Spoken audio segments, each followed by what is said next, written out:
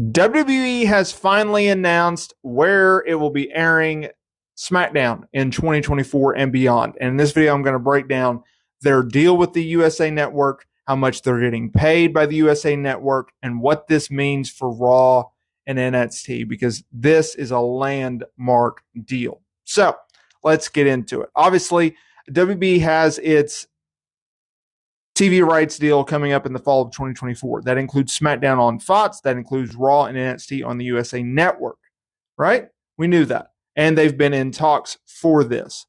So on September 21st, 2023, WB announced that they would be leaving Fox after inking a 5-year deal to bring SmackDown back to the USA Network starting in October 2024, keeping the Blue brand on the network until 2029. That's also interesting. They also announced in this deal that they will be producing 4 primetime specials per year that will air on NBC. Now, this is where it gets very, very interesting. The Hollywood Reporter reports that while the new deal would bring WB to NBC primetime and USA Network, SmackDown to USA on Friday nights, so SmackDown is staying on Friday nights, it will also mean the end of Raw and NXT on USA. A source told the media outlet that talks for Raw's rights are extremely active, with traditional linear network streaming services and unexpected players all interested in the brand. Then, fast forward, the Wall Street Journal comes out with their own report.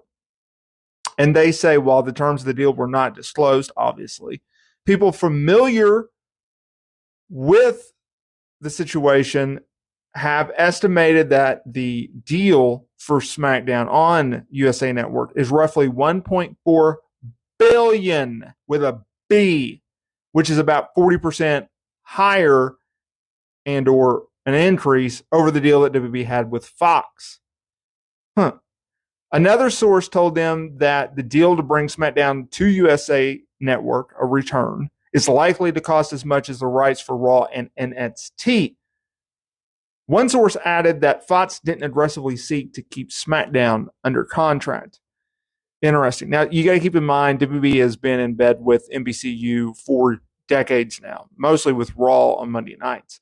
They also have a streaming deal with NBC with the Peacock streaming service that is the exclusive streaming home of WB's content in the United States.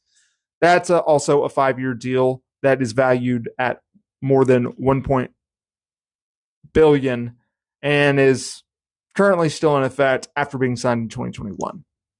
A lot to unpack here.